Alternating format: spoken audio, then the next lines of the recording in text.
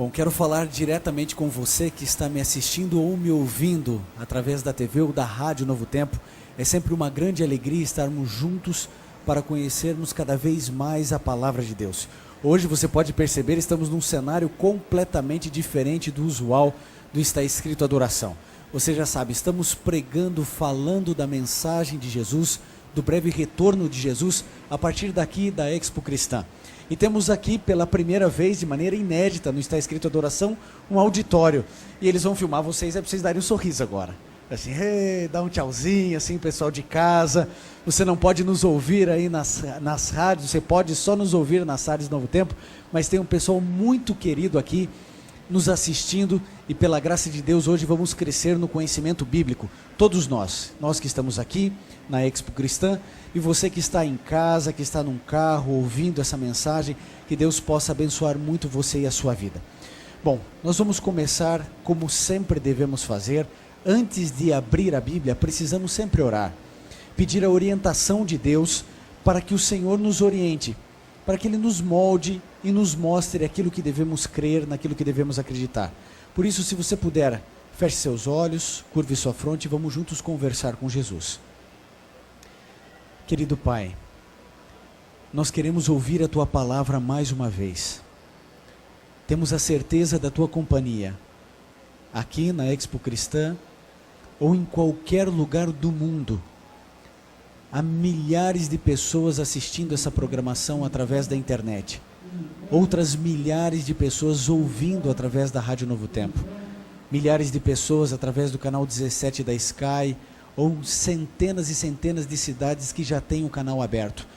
Por favor, Jesus, embora sejamos tão diferentes, vivendo situações diferentes, morando em regiões diferentes do Brasil e do mundo, queira nos unificar na Tua palavra, que ela mais uma vez faça a diferença na nossa vida, e que ao término dessa mensagem, tenhamos a certeza de que o Senhor falou ao nosso coração. Isso pedimos e agradecemos em nome de Jesus. Amém. Querido amigo, a mensagem de hoje é uma mensagem bastante contundente, uma mensagem complexa, mas bíblica. Nós vamos correr vários textos da Bíblia para termos uma ideia ainda mais inteira daquilo que Deus quer dizer para você e para mim a respeito desse tema. Estaremos falando a respeito de falsos pastores. Mas antes de entrar propriamente dito nesse assunto de falsos pastores, eu quero fazer uma pergunta a você. Por que é que você é cristão? Você é cristão porque nasceu em um país cristão? Se você tivesse nascido, por exemplo, na Índia, será que você não seria hinduísta? Talvez você fosse budista. Aliás, são 6 os grandes grupos de religiões do mundo. Nós temos o cristianismo, o islamismo, o judaísmo, o budismo, o shintoísmo e o hinduísmo. São os 6 grandes grupos e talvez pudesse acrescentar um 7º grupo, que já contam com mais de 1 bilhão de adeptos, que são aqueles que dizem que não tem nenhuma religião e não creem em nenhum tipo de divindade. 6 ou 7 grandes grupos de pessoas espalhadas ao redor do mundo. Agora, o que faz de você um budista, um shintoísta, um hinduísta ou um cristão? O fato de ter nascido em um país cristão com certeza facilitou a todos nós o fato de acreditarmos em Jesus como nosso Salvador. Mas a pergunta continua.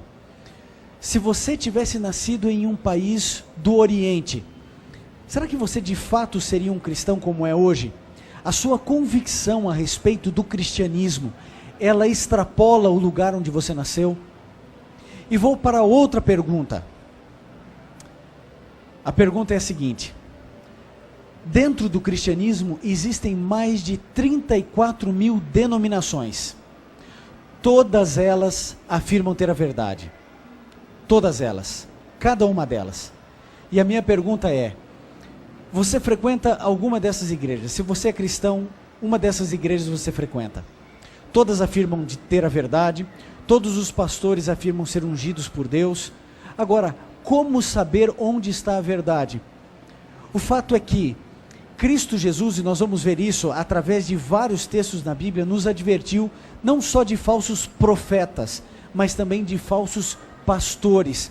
A minha pergunta é, como detectar pela Bíblia que o indivíduo é um falso profeta, ou um falso pastor, ou um verdadeiro pastor.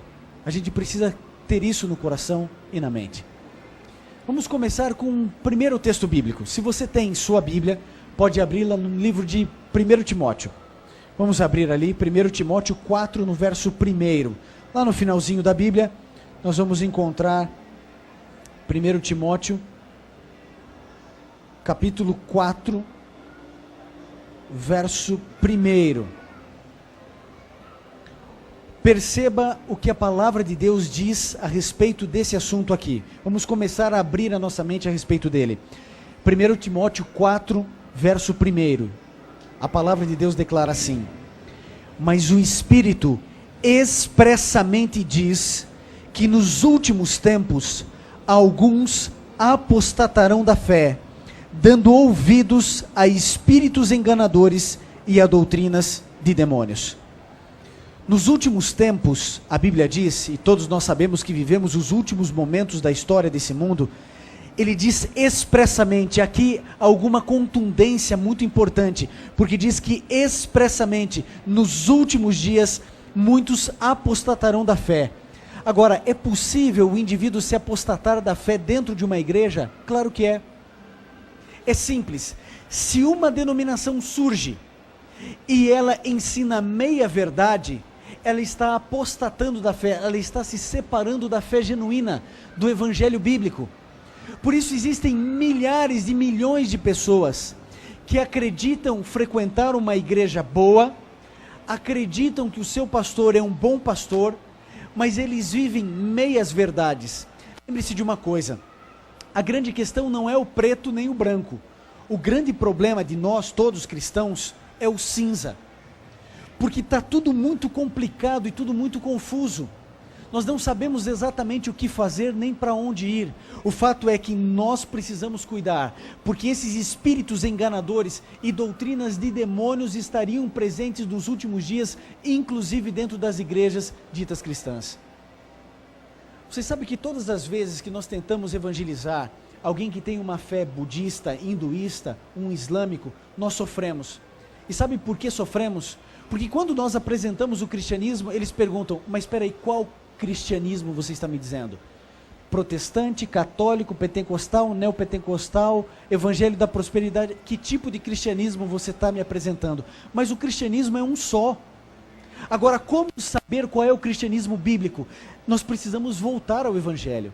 Nós precisamos voltar a ler a Bíblia. As pessoas, elas não leem mais a Bíblia, elas não decoram mais versos bíblicos, elas não passam mais tempo com a Bíblia e nem entendem mais a Bíblia como um livro normativo. Querido, se você se diz cristão, é sua obrigação moral e ética religiosa seguir o que a Bíblia diz. Você pode ser de qualquer religião do mundo, mas uma vez que você declara, eu creio em Jesus, você deve viver como Cristo viveu. Você deve acreditar naquilo que Cristo falou. Você deve seguir as orientações bíblicas.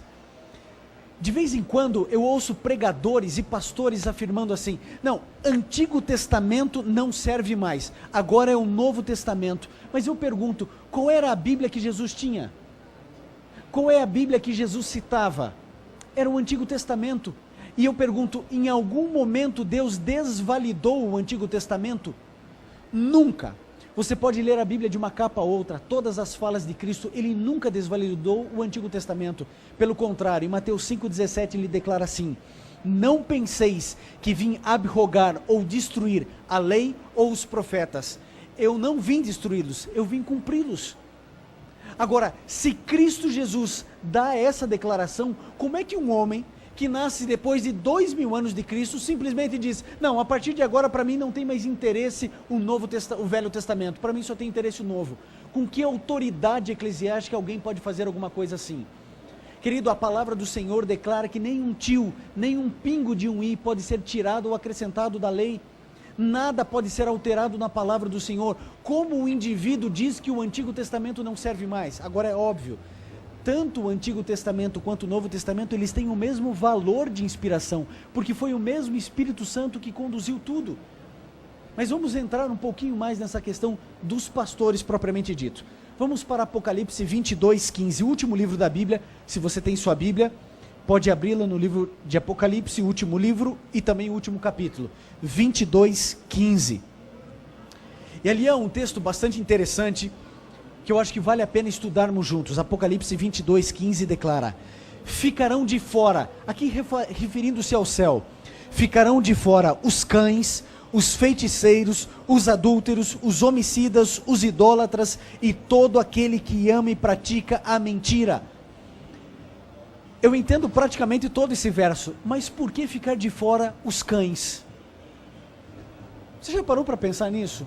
Por que ficar de fora os cães? E as pessoas já ficam com penas dos cachorrinhos, né? Sobretudo quem gosta de cachorro e tem cachorro em casa. Peraí, vão ficar de fora os cães? Qual é o problema? O que Deus tem contra os cães? Mas é óbvio que isso aqui não se trata do animal, do cachorro que você tem na sua casa. Agora, quando a gente começa a estudar um pouco a respeito dessa questão, você descobre que existem algumas possíveis interpretações. Alguns acreditam que eram judaizantes que viviam no tempo de Cristo, que não aceitavam a pregação do evangelho para as outras nações e acreditavam que a mensagem do evangelho era só para os judeus. Haviam aqueles também que acreditavam que esses indivíduos, segundo Filipenses 3:2, ali apresenta falsos obreiros, e a gente começa agora a perceber que a palavra de Deus começa a dizer o seguinte: olha, esses cães também são falsos obreiros, aqueles que ensinam coisas erradas. Mas eu acho que a gente mata essa charada com Isaías 56. Se você tem a sua Bíblia, deixe a Bíblia falar. Como diz meu amigo Ailton Santana, quando a Bíblia fala, Deus fala. Isaías 56, no verso 10 e no verso 11, fala exatamente quem são esses cães. E você vai descobrir por você, na sua Bíblia, quem são esses cães. Isaías 56, verso 10 e o verso 11. Achou Isaías 56, verso 10 e o verso 11, diz assim: todos, perceba, todos os atalaias de Israel são cegos, nada sabem, todos são cães mudos, não podem ladrar, andam adormecidos, estão deitados e amam o tosquenejar. Estes cães são gulosos, nunca se podem fartar, e agora veja, são pastores que nada compreendem, todos eles se tornam para o seu caminho, cada um para a sua ganância, todos sem exceção. A palavra de Deus começa a mostrar para você, a primeira inferência, que nós não lemos aqui, mas eu citei, Filipenses 3:2, diz que são falsos obreiros, pessoas que ensinam falsas doutrinas. E agora Isaías, a gente precisa lembrar que todo apóstolo, todo discípulo, era um hebreu em certo sentido, e tinha mentalidade hebraica, e é óbvio que a Bíblia deles era o Antigo Testamento, e quando João declara ali os cães, provavelmente ele estivesse fazendo uma inferência direta, aqui é Isaías 56, do verso 10 e o verso 11, que declara que esses cães que são gulosos, não no sentido literal, no sentido de querer cada vez mais as coisas, declara que são pastores que nada compreendem, que vivem para si. Então esses cães que João diz que ficarão fora dos céus, e que nós descobrimos que são falsos ensinadores por Paulo, nós descobrimos também por Isaías que são pastores, homens como eu e como você, que um dia se autodeclaram pastores. Existem igrejas onde as coisas funcionam assim: o indivíduo fala bem, opa, pode ser um pastor. Aí eles dão um curso de teologia de 3 meses e o indivíduo agora pode ser pastor de uma igreja. Mas não deveria ser assim. Ou melhor, não pode ser assim. Não é correto que seja assim. Porque o mundo da teologia, ele é muito amplo. O indivíduo precisa ter noções, pelo menos, de hebraico, de grego. Ele precisa ter estudado profundamente a Bíblia. Ele precisa ter conceitos históricos e contextualização. Ele precisa saber interpretar, precisa ter hermenêutica, precisa ser consagrado, precisa ter uma vida provada. Há tantos requisitos para que o indivíduo possa ser chamado de pastor. Agora, existem igrejas sérias, onde o indivíduo tem que ficar ali, às vezes 4 anos, 5 anos, estudando em período integral teologia, para então depois ficar mais 4 anos sendo observado pelas pessoas, para aí então a igreja ordenar essa pessoa ao sagrado ministério. Você entende a diferença? Quando nós estamos falando a respeito de pastores, querido, a gente não pode pegar a laço um indivíduo que fala bem na esquina, porque ele simplesmente gosta de estudar a Bíblia, tem uma boa oratória, passa a ser então um pastor. Não funciona assim, porque um pastor, ele apacenta, ele cuida, ele inspira, ele é uma referência espiritual, familiar, ética, de honestidade, integridade, também de conhecimento bíblico. Por isso nós precisamos tomar cuidado. Como é a sua igreja? Como as coisas funcionam aí no seu lar espiritual? Como é o seu pastor? Eu quero que você acompanhe mais alguns versos da Bíblia, só que agora no livro de Ezequiel, no capítulo 34. Nós vamos nos deter um pouco mais nesses versos. Ezequiel 34, a partir do verso 1. Se você tem sua Bíblia, pode acompanhar. Você que é nosso amigo ouvinte da Rádio Novo Tempo, é sempre muito bom estarmos juntos. Se você tem sua Bíblia, você também pode nos acompanhar. Amigo internauta, estamos todos unidos a partir aqui de São Paulo, da Expo Cristã, pregando a mensagem de Deus, e a mensagem de hoje é a respeito de falsos pastores. Veja o que a Bíblia diz. Ezequiel 34, a partir do verso 1, os primeiros 4 versos. O texto diz assim: Veio a mim a palavra do Senhor. Filho do homem, profetiza contra os pastores de Israel. Profetiza e dize aos pastores: assim diz o Senhor Deus. Ai dos pastores de Israel que apacentam a si mesmos. Não apacentarão os pastores as ovelhas? Comeis a gordura, vestivos de lã e degolais o cevado, mas não apacentais as ovelhas. A fraca não fortaleceste, a doente não curaste, a quebrada não ligastes, a desgarrada não tornastes a trazer, e a perdida não buscastes, mas dominais sobre elas com rigor. Eu quero colocar aqui nesse texto 3 características de falsos pastores. E depois, com outro texto de Ezequiel, uma 4ª característica. A primeira característica é que são pastores que apacentam a si mesmos. São homens que estão preocupados com o seu próprio bem-estar. Homens que resolveram, por alguma razão, enriquecer do Evangelho. Eles não estão preocupados com um membro da sua igreja. Eles estão preocupados com status, com poder, com fama, com visibilidade, com poder de influência. Essas pessoas se apacentam a si mesmas. E eu torno agora a perguntar a você, como é a sua igreja? O seu pastor, o pastor titular da sua igreja, já visitou você na sua casa? Ele já foi lá se preocupar com o seu filho para saber se ele está indo bem na escola? O seu pastor, o pastor da sua igreja, ele apacenta você? Quando você tem um problema, você pensa em ligar para o seu pastor? Você vê nele uma referência espiritual para resolver problemas familiares, às vezes de relacionamento entre homem e mulher? Já aconteceu de você solicitar a visita para o seu pastor e ele simplesmente não aparecer? Aqui nós lemos que as características, uma delas é que ele simplesmente não vai atrás daquela ovelha que se perdeu. Tão diferente de Cristo. Cristo contou a parábola da ovelhinha que se perdeu.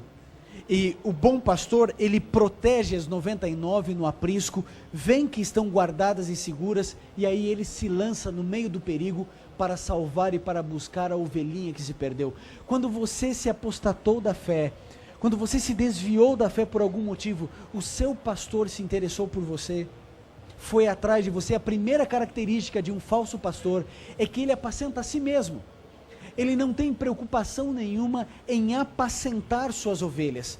A grande questão sempre é Ele. Ele é o centro da igreja, é Ele que manda e desmanda. Ele não ouve os membros da sua igreja, Ele não dialoga para que todos possam administrar junto, como é o seu pastor. Se você quiser saber se o seu pastor é um verdadeiro pastor ou um falso pastor, comece a fazer essas perguntas a você. Primeira, então, característica de um falso pastor: ele apacenta a si mesmo.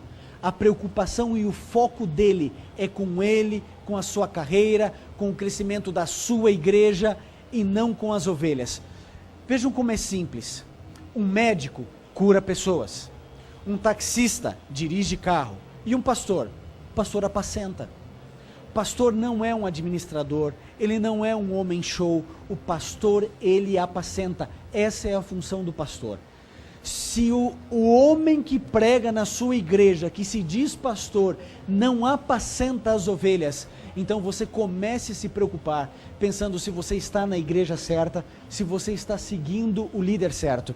Segunda característica importante: o pastor, ele usa e usufrui da gordura e da lã das ovelhas. O indivíduo, ele está preocupado não só em não apacentar os outros. Além de apacentar a si mesmo, ele pensa assim: bom, como eu faço para extrair a lã dessas ovelhas? E o indivíduo então cria toda aquela loucura do evangelho da prosperidade, uma das maiores atrocidades teológicas já cometidas. E que problema nos trouxe para a pregação do evangelho esses falsos pastores e as suas igrejas que ensinam o errado e a mentira.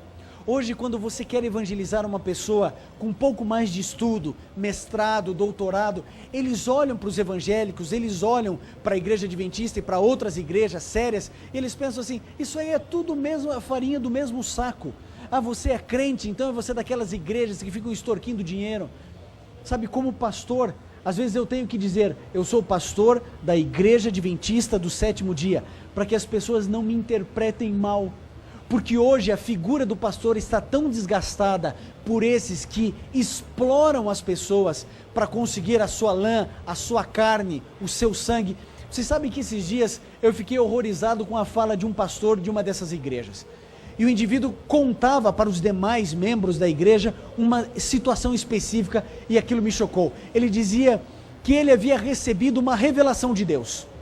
Muito cuidado com as revelações. Aqui não está escrito adoração. Nós vamos ter um programa, um sermão só sobre essa questão de revelação. Homens que dizem ter revelações de Deus. E ele disse que teve uma revelação para a senhora e disse assim: olha, minha senhora, eu sei, Deus me deu a revelação. Lembra aqueles 8 mil reais que a senhora disse que ganhou?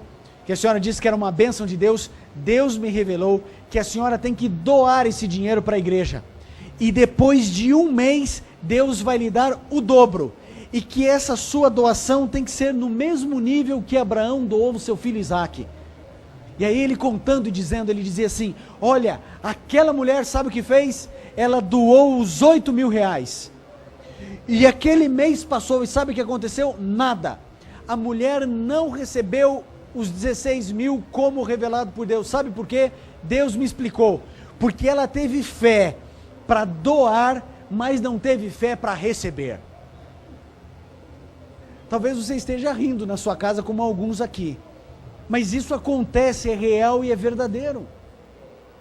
Quer dizer, então a pessoa, ela teve fé para doar, mas daí não teve fé para receber e não recebeu o dobro.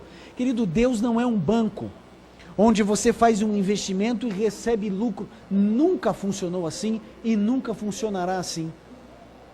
Sabe, eu fico pensando em você que é católico e que está pensando em se tornar crente ou não, se você sai da sua igreja ou não sai, e quando você liga às vezes a televisão, você olha aquelas pessoas pedindo dinheiro, e você talvez fique sofrendo, pensando, mas como é que eu vou sair de um lugar para ir para um outro assim? Querido, não somos todos iguais. Acredite e entenda isso que eu estou dizendo para você. Não somos todos iguais. Sabe essa história? Olha, ligue para cá, você faça sua doação de 200 reais e você vai ganhar uma réplica da Arca de Noé. E assim como a família de Noé foi salva da enchente e do dilúvio, você será salvo das enchentes e dos problemas desse mundo. Ligue para cá, faça a sua doação e nós enviamos a réplica em miniatura da arca de Noé. Querido, caneta consagrado, sal da bênção, óleo da unção, entenda, isso é mercantilismo, isso é mercado, você paga e recebe. Agora eu quero lembrar uma coisa a você que está me assistindo ou me ouvindo nesse momento. Quando isso aconteceu na época de Jesus, sabe o que Cristo fez? Ele quebrou tudo. Ele quebrou tudo. Porque na maioria das vezes, dinheiro e religião não combinam, amigo. Esses pastores, falsos pastores, a segunda característica bíblica que nós encontramos, são que eles extorquem a ovelha. Eles arrancam a lã da ovelha. Eles sugam a alma da ovelha. Eles tiram e degolam a ovelha. Essa é a segunda característica de um falso pastor. Eu não sei que igreja você frequenta, querido, mas você não precisa ser enganado. E sabe, você não precisa de um programa como esse, está escrito adoração, para conhecer isso. Basta você estudar a Bíblia. Basta você conhecer a Bíblia. É por isso que em todos os programas nós oferecemos gratuitamente um estudo bíblico. Percebeu? Gratuitamente. Você não paga a taxa de correio, nada. É de graça. É de graça para você. Um estudo bíblico preparado para todas as pessoas de todas as religiões. Para que você entenda o que a Bíblia ensina. E que você siga a Bíblia, e nada mais do que a Bíblia. Então vamos lá, recapitulando. Primeira característica de um falso pastor: ele apacenta a si mesmo, ele é o centro de tudo, ele é o máximo, é ele que chega de helicóptero na igreja, ele é que chega com pulseiras de ouro, com anéis grandiosos. Esse indivíduo apacenta a si mesmo. Segunda característica: esse indivíduo tenta tirar das suas ovelhas tudo o que pode, e quando não dá mais, então ele degola a ovelha. Cuidado, se você frequenta uma igreja que abre 5 vezes por dia, e a única coisa que fazem é pedir dinheiro, é lógico que eles usam a Bíblia, porque lembre-se, o nosso grande problema não é o preto nem o branco, o problema é a área cinza. Então se usa a palavra de Deus para distorcer a mensagem bíblica, para então conseguir extorquir as ovelhas. Agora, sabe que quando a gente fala a respeito de falsos pastores, igrejas equivocadas, a gente sempre pensa no outro, né? E nunca na gente. Eu queria que você parasse de pensar naquela denominação, naquela outra denominação, naquela pessoa que você conhece, no seu parente, e pensasse em você, na igreja que você frequenta. O seu pastor apacenta a si mesmo, o seu pastor, de uma maneira sutil ou escancarada, não importa. Porque, né? Gente, matar é matar, não importa se você vai matar com um tiro ou se você vai tirar pedaço por pedaço da pessoa. Se o pastor, ele tira da ovelha, seja em conta-gotas ou de maneira mais agressiva, você precisa ficar preocupado com isso. Fique atento a isso. E a terceira e última característica que nós lemos aqui em Ezequiel 34, bem no finalzinho, diz que esses pastores dominam sobre eles com rigor e dureza. Dominam. Eles exercem uma pressão tão grande que parece o seguinte: se você sair da igreja, você vai para o inferno. Se você sair dessa denominação, as maldições vão cair sobre você. E sob a teologia do medo e da ameaça, oprimem, dominam, controlam, têm o domínio de todas as coisas. E você começa então a perceber, o indivíduo começa a lançar CD, DVD, e mais isso, e mais aquilo outro. E obviamente ganham em cima daquilo e fazem um grande arsenal para poder nos enredar cada vez mais, cada vez mais, cada vez mais, cada vez mais e cada vez mais. Querido, nós precisamos ficar atentos, muito atentos. Eu quero ir para o penúltimo verso de hoje, Ezequiel no capítulo 22. Ezequiel 22, verso 26. Volte um pouquinho a sua Bíblia, Ezequiel 22, verso 26.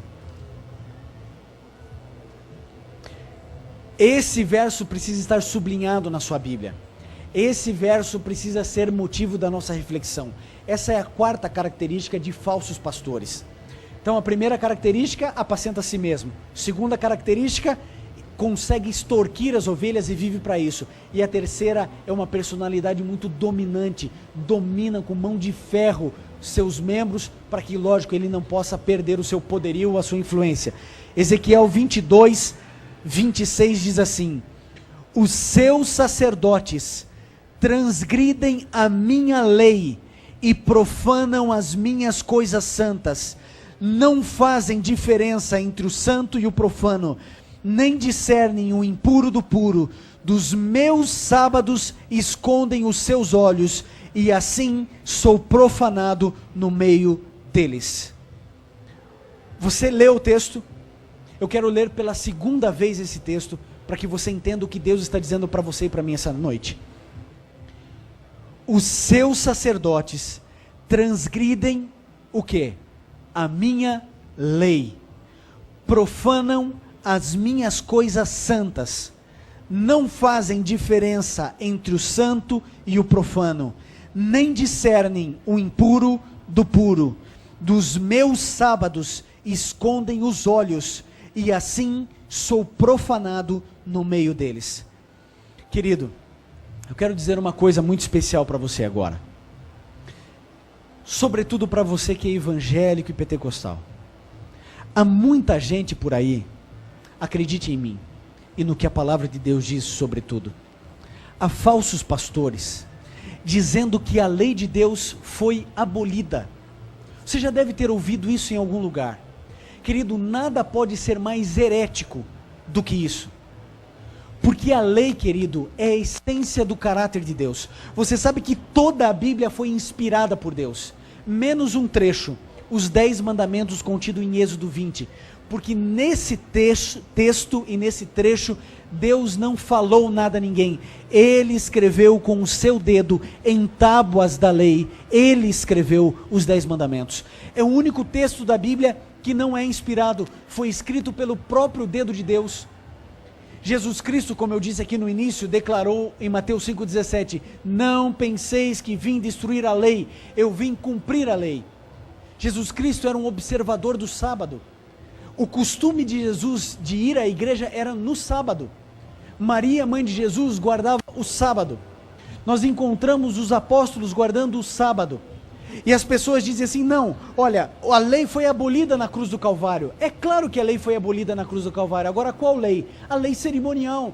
Ninguém mais precisa sacrificar nenhum cordeiro, porque o cordeiro que tiraria o pecado do mundo estava preso na cruz. É por isso que o véu do santuário que separava o lugar santo do santíssimo foi rasgado. É por isso que você que é cristão não sacrifica mais cordeiros como o povo de Israel fazia. O cordeiro que tira o pecado do mundo morreu no nosso lugar. Agora a lei moral de Deus, os 10 mandamentos: não matarás, não adulterarás, não furtarás, honra o teu pai e tua mãe, não terás outros deuses diante de mim, esses mandamentos continuam valendo. Aliás, a palavra de Deus declara que o salário do pecado é a morte. Todos nós pecamos e por isso morremos. E o que é pecado? A Bíblia declara que pecado é a transgressão da lei. Ora, se eu não tenho mais lei, então eu não tenho mais transgressão. Se eu não tenho transgressão, então eu não tenho pecado. Logo, Jesus Cristo morreu em vão.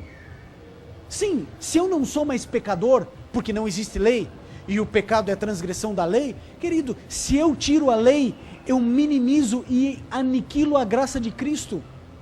A lei é a essência da graça, a graça é a essência da lei. O apóstolo Paulo declara: o mandamento é santo, justo e bom. E o que eu e você lemos é que esses falsos sacerdotes, que se apostataram e profanaram o nome de Deus, eles transgrediram a lei de Deus, esconderam os olhos do sábado, vivem uma vida dissoluta, não diferem o santo do profano. E sabe, aqui na Expo Cristã, a gente vê muitas coisas que a gente se questiona: meu Deus, será que é assim? Porque nós entendemos e ouvimos e caminhamos e passeamos, e a gente descobre toda sorte de estilos musicais, com uma letra aparentemente santa, dizendo: não, a letra santifica a música, e aí então todos os estilos musicais possíveis e imagináveis são apresentados. A gente não consegue mais fazer a diferença entre o santo e o profano, o que é certo, o que é errado, o que é da igreja, o que é do mundo, o que é de Deus e o que é do diabo. Sabe por quê? Porque Satanás tem um objetivo, e sabe qual é? Entrar na igreja de Deus. Porque ele tentou um dia destruir a Bíblia na Idade Média. Milhares e milhares de Bíblias queimadas em praça pública. Tentaram matar Deus com o iluminismo. Como ele não conseguiu, ele disse, bom, se eu não posso destruir o cristianismo, eu posso fazer uma coisa, confundi-los. 34 mil denominações cristãs catalogadas. Como é que a gente acha a verdade no meio desse mundo? É praticamente impossível, se não fosse o auxílio do Espírito Santo na minha e na sua vida. Sabe, eu e você precisamos voltar à Bíblia. Eu e você precisamos voltar a conhecer aquilo que Deus quer que façamos.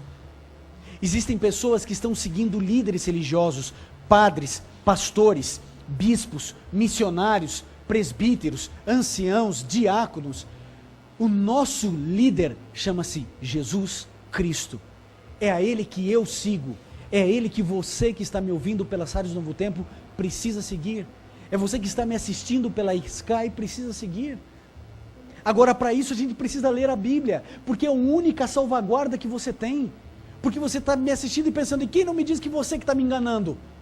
Eu não posso afirmar isso para você, porque eu não posso me defender ou defender em causa própria. Agora, se você for à Bíblia, e se você começar a estudar a Bíblia e seguir o que está escrito na Bíblia, você estará seguindo o caminho de Jesus.